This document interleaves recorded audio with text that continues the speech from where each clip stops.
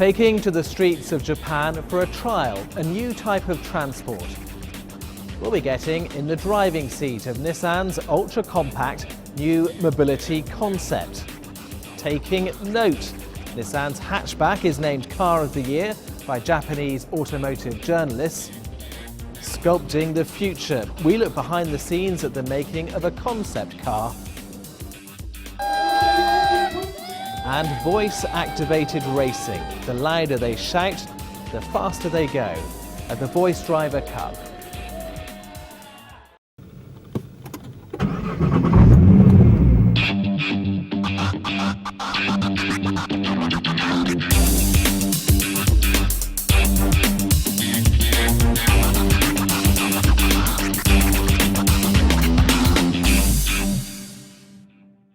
I'm Roland Burke, and this week the dashboard powered by Nissan comes from the Nissan Gallery here in Yokohama. This is where the automaker displays the cars it sells to the public, and soon this could perhaps join the range. It's a new mobility concept.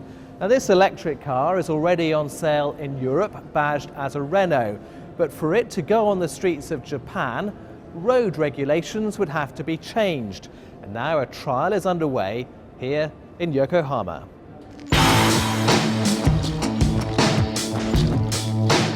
Could this be the future of transportation in Japan? Zero emissions, small and easy to maneuver, and still with a seat in the back for parents to do the school run. There's just one problem. Even though it's already on sale in Europe, small, quite powerful electric cars like this don't fit into any categories of vehicle allowed on Japanese roads. So now a trial is underway in Yokohama. We are doing a test, a field test with government to check if this new category is, reasonable or useful for Japan market. So what's it like to actually drive? Well, it's electric and it's pretty nippy. It does up to 80 kilometers an hour. And the batteries and the weight are low down, so it's good at cornering. There's a roof. And that means that even though there's no doors, you wouldn't get so wet when it rains. It's almost like a cross between a motorbike and a car. And of course, it's got 4 wheels. So it's just much less likely that you're going to fall off. Under special exemption from the road regulations, a few of the cars will be available for rent, trying them out in the real-life conditions of the city. This mode of transport will fit into the lives of the people in the 21st century. We're confident of that, and we intend for Yokohama to be the launching point. A successful trial could help to change the law. The new mobility concept may turn heads now, but one day it may be commonplace on the roads of Japan. Now, weeks after Superstorm Sandy ravaged the northeastern United States, some parts of New York and New Jersey are still without power, water or shelter. In places, queues for petrol are backed up for miles. But in those areas that have avoided blackouts, there is an alternative transport solution. Caroline Moses has been talking to one Nissan Leaf owner who's weathered the storm with a charge. It's been more than a week since Superstorm Sandy hit this area. You can still see and feel the damage. Possibly the biggest problem now is transportation. That's where electric vehicles are standing out. I didn't realize that I would be the only one really driving for a couple of days, and everybody else would be just in a tough position. Varun Bhatia owns a Nissan Leaf. He bought the car because of the way it drives and feels on the road. But now he has a new appreciation for not needing gas. I never thought we would have a fuel shortage, because that didn't happen last year. We actually had a very big storm, more water last year. And I didn't realize that New Jersey got so hit that they couldn't get fuel out of there. New York and New Jersey got hit hard by Superstorm Sandy. Millions lost power. Offices, homes, and subways flooded. Trees tore through structures, and even now, with much of the power restored and debris removed, it's not easy to get gas. Lines like this are forming all across the area. Even at 2 in the morning, cars are backed up for miles. I wish they had an option. I felt truly bad for them, you know, because it's not fair for somebody to be spending 4, 5, 6, or even a day, like that many hours, waiting for something simple as, you know, fuel. But fuel is essential for most New York and New Jersey drivers. Right now I'm helping out a bunch of nurses and doctors over here in the building behind us. And so this way they can get to and from work. Now we're standing on line during our lunch hour to fill the gas tank, to bring it home, to put it in her car so that she can then take that 2.5 gallons and wait online for another line back in Suffolk County where she is to hopefully fill up so that we can carpool again. So it's crazy. Bhatia put 300 miles on his Leaf in the 3 days after the storm. He offered to siphon out gas from his gas car he rarely uses for a friend who's a police officer. And he drove miles to rescue other friends who were stranded. It made them all realize how dependent we are on gas, because kids our age, or even adults, they don't realize how much we're dependent on gasoline. And it made me realize that electricity is definitely the future.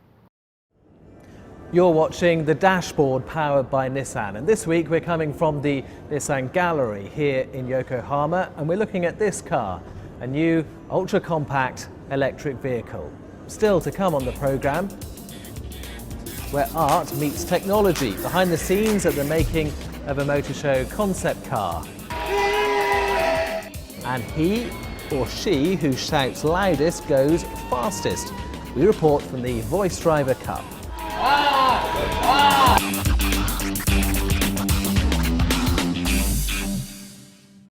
Now this car, the Nissan Note, has been named RJC Car of the Year by journalists here in Japan, and that follows a victory last year for the Nissan Leaf. Low fuel consumption and a comfortable ride are what swayed the opinions of the judges, as Ian Rowley now reports. Nissan's all-new Note only rolled off production lines this summer, but the popular hatchback has already won its first major award. The Automotive Researchers and Journalists Conference of Japan this week crowned the car RJC 2013 Car of the Year, beating off stiff competition from Mazda's CX-5 and Suzuki's Wagon R. The Note, with fuel economy as much as 40% higher than its predecessor, has also won plaudits for combining improved performance and styling. It is a great pleasure, so we are honored to be awarded RJC Car of the Year. Honestly speaking, the new Note is a quite well-balanced car, in very good luminance, and also we offer the very high-level fuel economy, and also a very exciting, aggressive styling. So this type of balanced, well-balanced vehicle, so highly evaluated by the RJC members, I think. Note's victory follows the Nissan Leaf electric vehicle, which won the same award a year ago, and may be a sign of developments ahead. On sale in Japan now, versions of the new model debut in Europe and North America next year, and Nissan is banking on big recognition for the compact car globally. Now, one of the highlights of the recent Sao Paulo Motor Show was a Nissan concept car, a crossover with coupe looks, designed for and built in Brazil. It's just another sign of how important the South American country is becoming to car makers. So what goes into making a concept car like that? Here's a look behind the scenes. The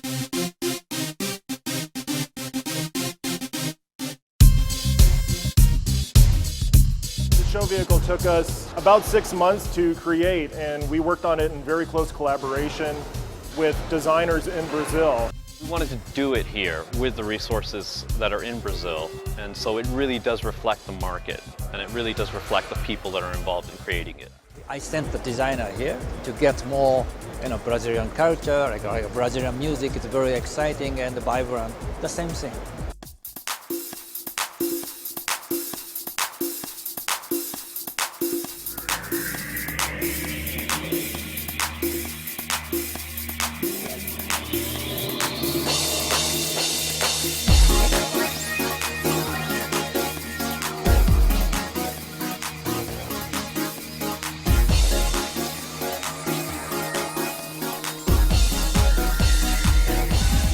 There's a feeling that we wanted to pull the car in 2 or 3 different really unique directions.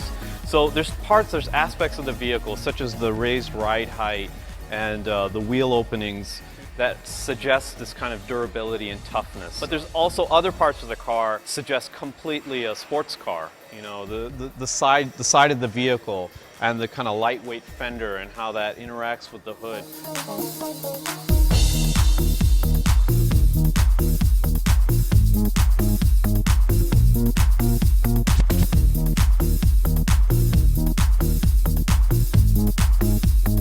Esse carro é um carro que pode vir a ser um veículo de produção no futuro.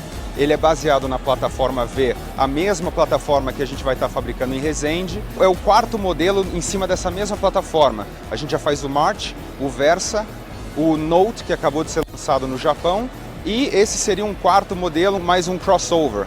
Usually in the past, the Brazilian market, what we've observed, is kind of the leftover products from other auto manufacturers. And for Nissan, it was really important for us to make something that was just very uniquely for them. A lot of the design elements in the show vehicle, in the Extreme show vehicle, you'll see in future Nissan vehicles. There's elements like the wraparound glass, the very iconic C-pillar structure, the back of the vehicle right here around the tail lamp. Elements like that you'll see in other future Nissan vehicles for Brazil. There's more still to come on the dashboard powered by Nissan, including that voice driver cup. But first, other stories making the news, and industry executives here in Japan have been discussing diversity in the workforce, something analysts say could help boost the economy. Leaders from Nissan and Toshiba attended the event. Japan ranked 101st out of 135 countries in the Global Gender Gap report from the World Economic Forum. Studies show increased participation of women in the workforce could boost gross domestic product by 15%. As a manufacturer, we're thinking to make diversity a strategic advantage at Nissan. As we compete with other Japanese car makers, we want to forcefully pursue culture and gender diversity, which will bring us closer to our customers and allow us to better understand their needs. Lamborghini has unveiled the new model Aventador LP704 in Singapore. The car does 0 to 100 kilometers an hour in 3 seconds. This price in the States will be $445,000 US. But like the rest of the auto industry, supercar makers face economic uncertainty. This year we are around about 25,000, and even next year it will be not more than this. So we have a slowdown in Europe, we have an increase in the US, Southeast Asia is going well, the Middle East is running well, China we don't know. And in another sign of the growing importance of emerging markets, Rolls-Royce has opened its first dealership in Latin America. The showroom is in Sao Paulo in fast-growing Brazil. Rolls-Royce has plans for a second in Santiago in Chile. Nissan traded high octane for high octave this week with the debut of a new racing game here in the gallery. The Japan Grand Prix was held at the Voice Driver Cup, where the participants control the cars using their voices and an iPhone app. The dashboard's Camille Lim reports.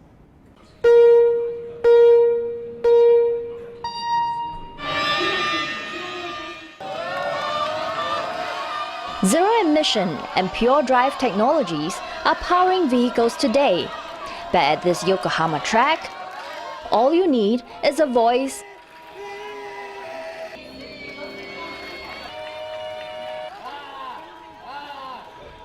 and an iPhone.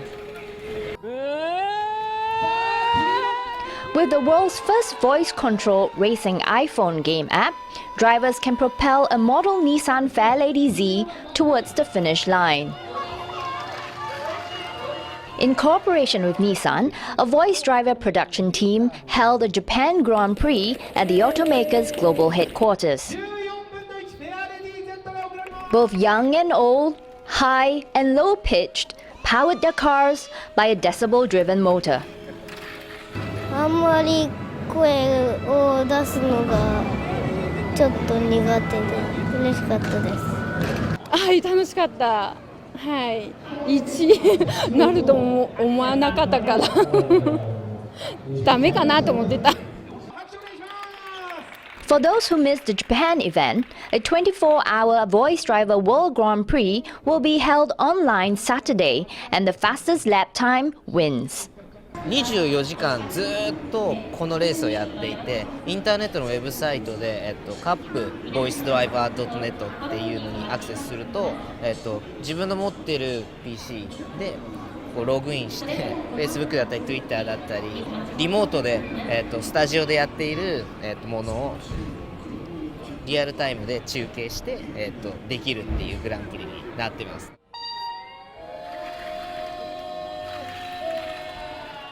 So gentlemen and ladies, start your virtual engines and get ready to make some noise.